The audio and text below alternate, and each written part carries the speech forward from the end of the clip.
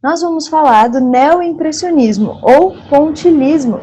O neoimpressionismo, ele é uma corrente, é como se fosse um subproduto do impressionismo, é uma corrente um pouco menor historicamente, mas que está relacionada com ele, é como se fosse a continuação. Muitos dos pintores do neoimpressionismo foram pintores impressionistas. Então vamos lá, esse aqui é o Seurat. O Seurat é o principal líder desse movimento pontilhista. Ele se apresentava, é o capítulo 3? Não, é o capítulo 2 ainda. A gente tem essa aula e a próxima aula ainda sobre o capítulo 2. Porque a gente não tem, por exemplo, na apostila, nada sobre Van Gogh, Toulouse-Lautrec, que são os pintores do período pós-impressionista. Bom, o Seurat, ele é o principal líder do pontilhismo. E aí ele expunha junto com esses impressionistas, mas um artista chamado Félix Fénelon percebeu que ele ia para além das técnicas impressionistas, que ele tinha um método próprio e ele começou a fundar uma escola nova, a escola do pontilhismo, que consiste em você fazer vários pontinhos na tela, não misturar nenhuma dessas tintas e deixar que a nossa retina faça a mistura por nós. Isso dá um efeito bem granulado, ó. Vocês conseguem ver que essas pinturas, elas são como se fossem vários pixels, assim, dessa obra de arte, dessa fotografia digital. E o fato de ser vários pontinhos coloridos, um do lado do outro, e as tintas não serem misturadas na tela e sim na nossa retina, faz com que essas cores sejam muito vibrantes. Essa estratégia, ela vem da teoria das cores do Chavrot, aquele físico francês que fala sobre a simultaneidade das cores na nossa retina. O Seurat, ele era super metódico, ele tinha um cabelinho divididinho no meio, com gel, o bigodinho, a roupa sempre alinhada e impecável. E o Cézanne falava que ele era tão alinhado na sua aparência quanto ele era na sua pintura. Ou seja, absolutamente metódico, tudo precisa estar dentro do lugar. E ele diz o seguinte, ó, eles veem poesia no que eu fiz. Não, aplico o meu método, só isso. O pontilhismo, ele é a vertente do impressionismo, a vertente posterior, que é a mais cientificista de todas. No impressionismo, você já tem aquela pretensão de ser realista do ponto de vista dos formatos, da ótica, da percepção visual. Então, com base nos estudos de ótica, de luz, enfim, da fotografia, eles fazem uma obra que é supostamente científica e que copia o funcionamento da visão.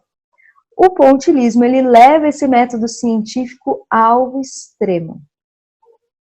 As pinceladas são bem menorzinhas. Olha só, esse é o quadro mais famoso do pontilhismo, chama Domingo na Ilha de Jate, é um piquenique. Também acho impressionismo sucesso, coisa mais bonita. E é muita luz, né? Vocês veem que a primeira cena do Woody Allen é ele no Jardim do Monet, e aquilo tudo brilha, né? Acho que ele teve muita dificuldade em capturar essa luz natural que fosse compatível com essas pinturas do impressionismo, que brilham, que jorram luz.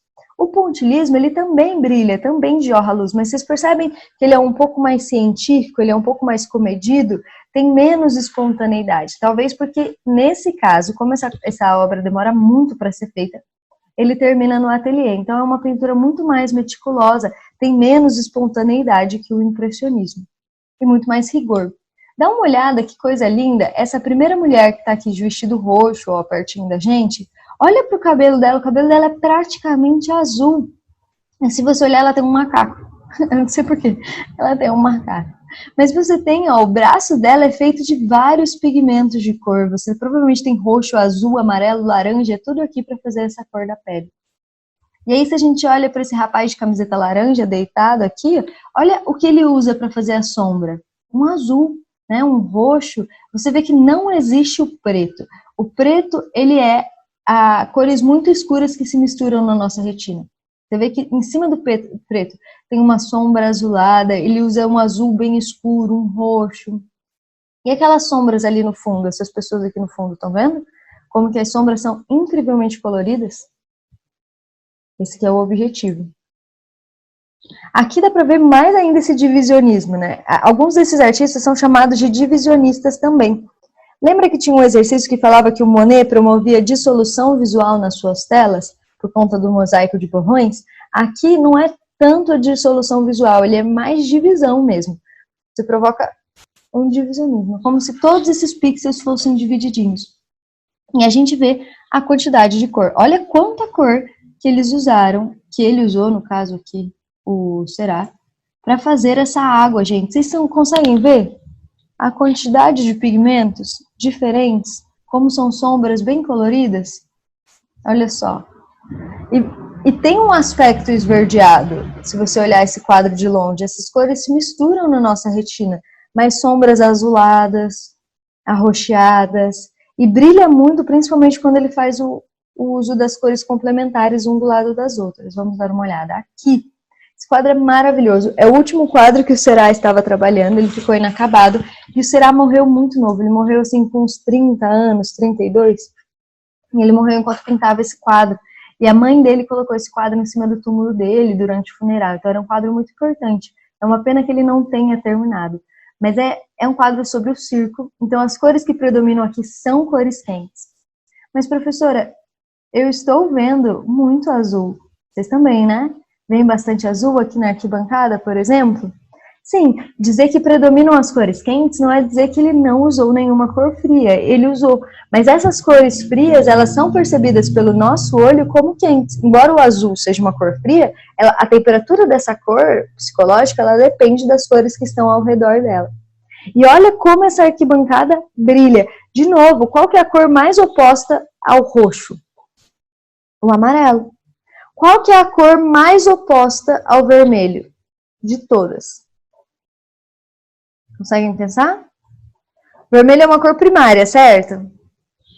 Existe uma cor secundária, que é a mistura de duas outras cores que não envolvem o vermelho. Então, a mistura do azul e do amarelo. O verde é a cor oposta ao vermelho. Vocês veem que existe um brilho esverdeado aqui perto do cabelo dele, ó. Um brilho esverdeado aqui, um brilho esverdeado no chicote. É muito sutil. É muito mais fácil você perceber o azul e o laranja, ou o roxo e o amarelo. São cores que ele usa com mais frequência, aqui nesse quadro. Além disso, todos os movimentos são ascendentes, ó. As figuras, elas apontam para o alto, os cavalos, a bailarina, os trapezistas, e esse circo, ele tem uma estrutura arredondada. Então, tudo isso é uma composição cheia de movimento, cheia de cor, por conta dessas estratégias que ele utilizou. Esse aqui, senhoras e senhores, é o Félix Fanon. Já aparece para vocês. O Félix Fanon é um crítico de arte que foi que deu o nome deu o nome do pontilhismo para esses artistas, principalmente para o Siná e o Será. Próximo não é o nome deles, mas é o Siná e o Será. O Siná, ele tem o uso das cores complementares de uma forma muito mais evidente, é lindo. Olha aqui atrás, vocês estão vendo o vermelho e o verde? Isso é intencional, as cores brilham mais quando elas são cores opostas. Olha essa cortina laranja, tá vendo que o reflexo dela é bastante arroxeado ou azulado? E a mesma coisa se dá, por exemplo, com o cabelo da mãe dele. Essa é a família dele no café da manhã.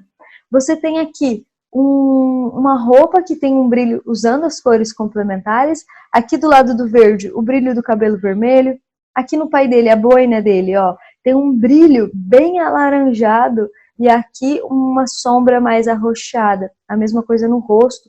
Tudo isso para que as cores sejam muito mais vibrantes. Esse vaso laranja, lembra qual que é a cor complementar ao laranja? É o azul. Interessante, né? Não parece de fato que você acordou de manhã? Tem um quê de memória aqui também. Cores puras são as primárias. Sim, existem as cores primárias e as secundárias que derivam das misturas. Mas quando eu digo assim, cores puras, não é porque eles usavam só as primárias. Por exemplo, o verde também é uma cor secundária. Mas puro, por quê? Em vez deles fazerem... você tá vendo que ele fez um degradê aqui na roupa das pessoas? Em vez dele misturar os tons na paleta e criar um roxo mais clarinho, um roxo mais escuro, um roxo mais puro, ele usa sempre a cor pura, sem misturar com branco, sem misturar com outras tonalidades. Então é a tonalidade pura de cada cor, sejam elas primárias ou secundárias, que dão esse efeito granulado. Fez sentido? Beleza. Olha só que lindo! O pontilhismo é lindo e ele consegue ter mais cor ainda, né? Ele é muito vibrante. A gente vai ver nas próximas aulas sobre o simbolismo e como os nabis, os profetas, eles usam muito dessa teoria das cores para criar obras mais simbólicas. Essa daqui é uma pergunta que vocês responderam. Eu vou pular porque na última aula a gente ficou meio apertado de tempo, então eu vou aproveitar aqui. Queridos, vamos falar de música e dança impressionista. Olha que lindo! A modernidade está chegando na música. Gente, a modernidade demora para chegar na música e na dança. A gente tem, por exemplo, enquanto o impressionismo está rolando, o romantismo ainda está presente na música. Então, eu quero compartilhar com vocês alguns vídeos do YouTube.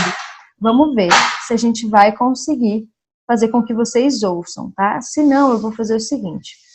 Aqui, esse primeiro vídeo que eu vou enviar para vocês é um vídeo sobre música romântica. É uma música do Beethoven, mandei ali no chat, tá?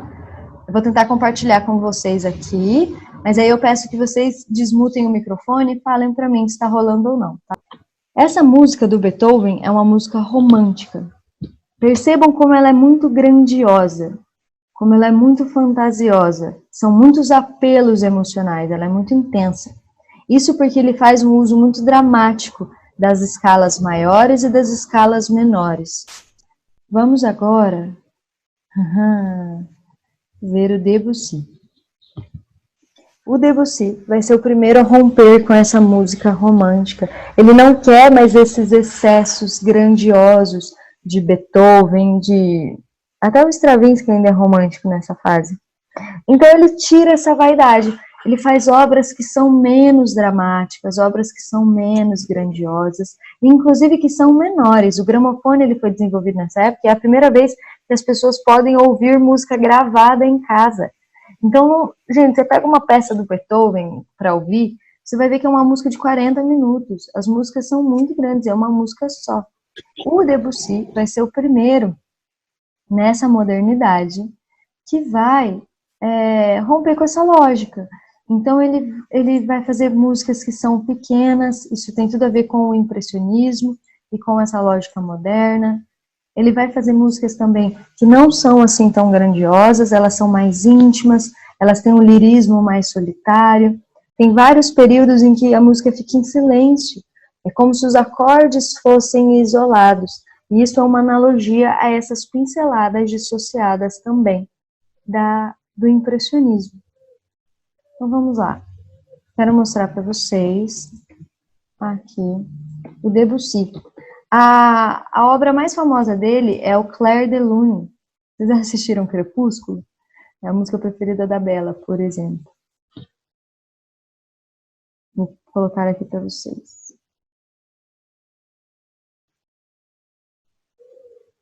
Ó, ai, copiei errado.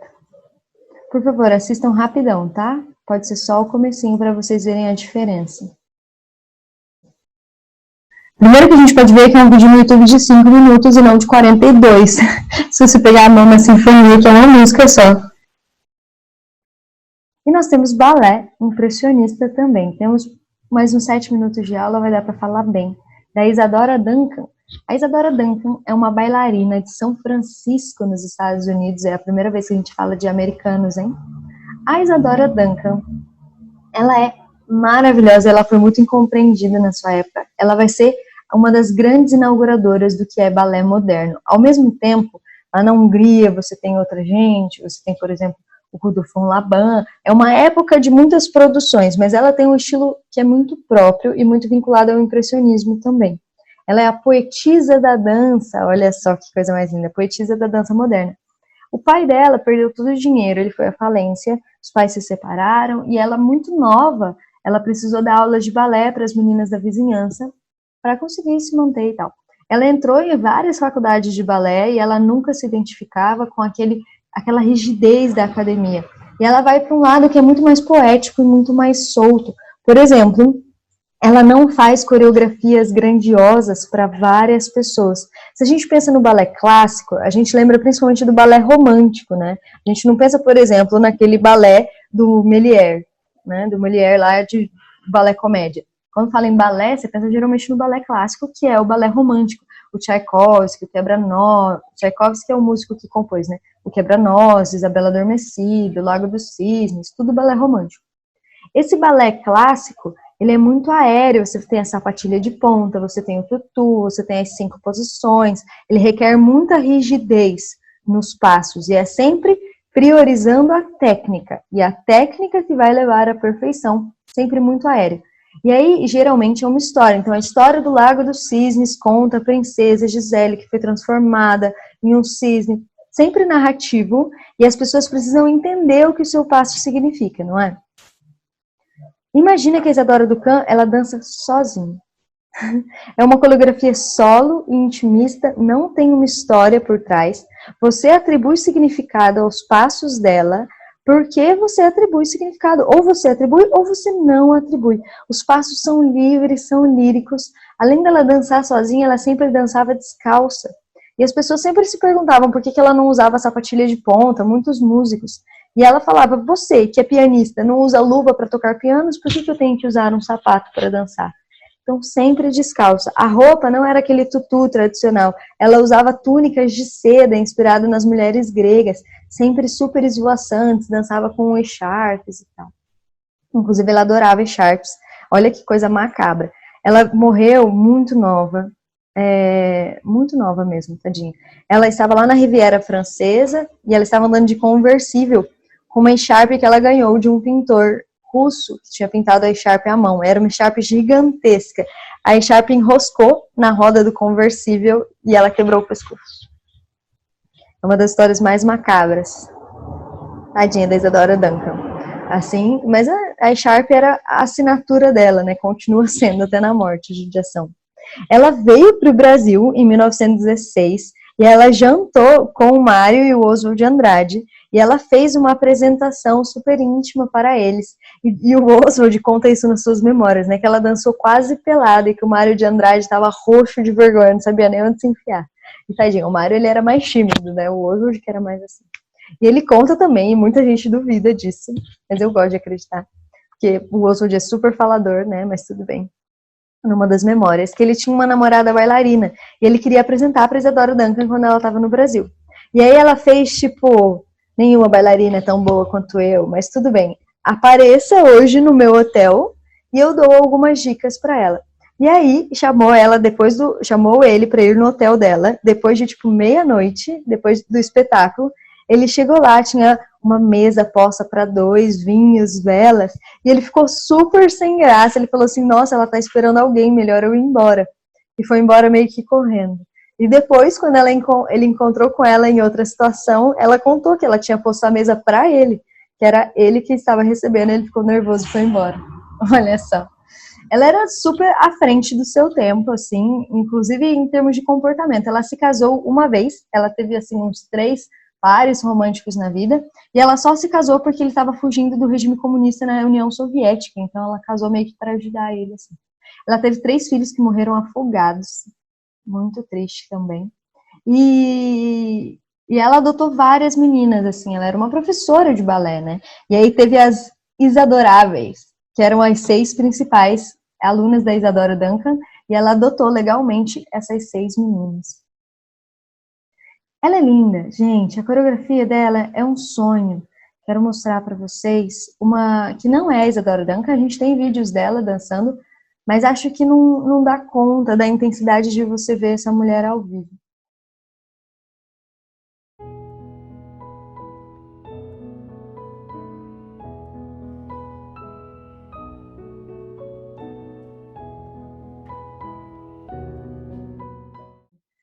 Gente, lindo, né? Deve ser de tirar o fôlego assistir um balé assim. E você vê que ele é confuso, as pessoas ficam, não entendi. Mas talvez não seja para ser entendido mesmo. Então, o Rudolf Laban, ele é um bailarino contemporâneo, Isadora Duncan, e ele é da Hungria. E ele também vai revolucionar muito essa forma de fazer balé. Ele também é um professor de dança. E ele é um teórico mais nerd, assim. Ele vai sistematizar muito, vai dar aula em várias faculdades. E vai criar muitas das teorias de dança que são utilizadas até hoje. Ele vai morrer já nos anos 60. Então, ele tem uma influência mais longa aí durante o balé, até no balé contemporâneo.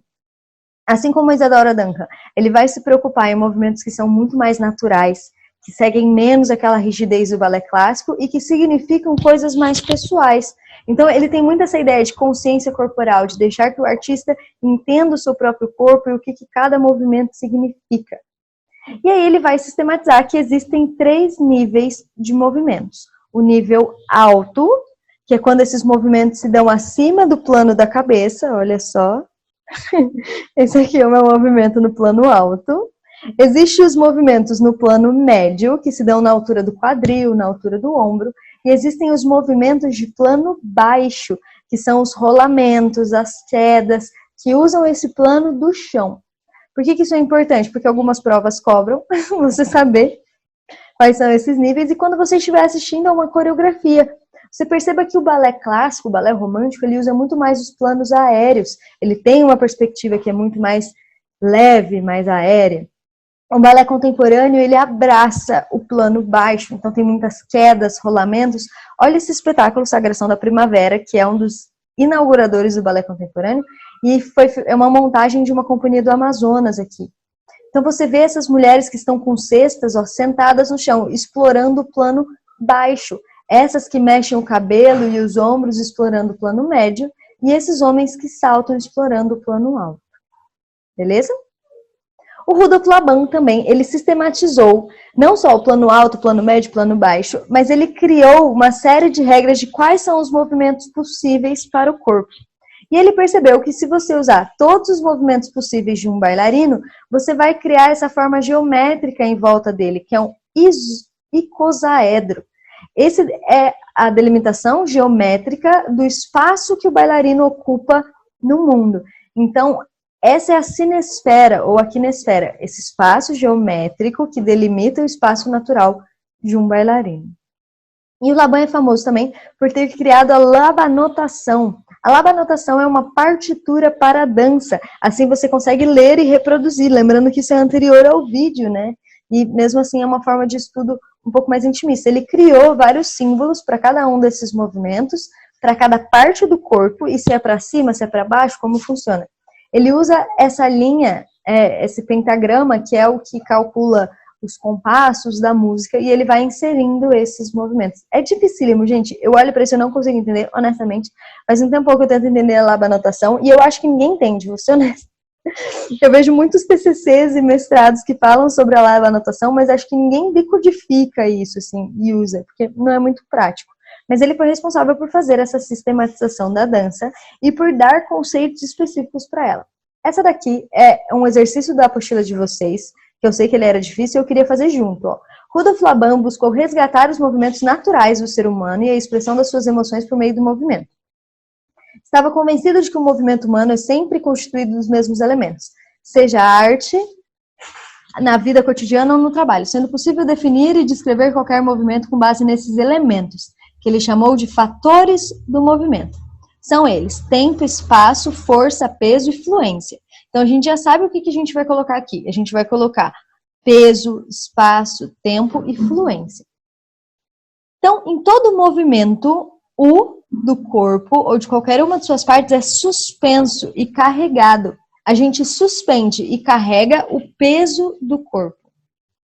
Então, o peso do corpo é suspenso e carregado na direção do espaço. Isso ocorre em uma determinada duração de tempo, dependendo da velocidade que ele é regulado pela fluência em que ocorre. Beleza, galera? Essa é a nossa aula, terminamos.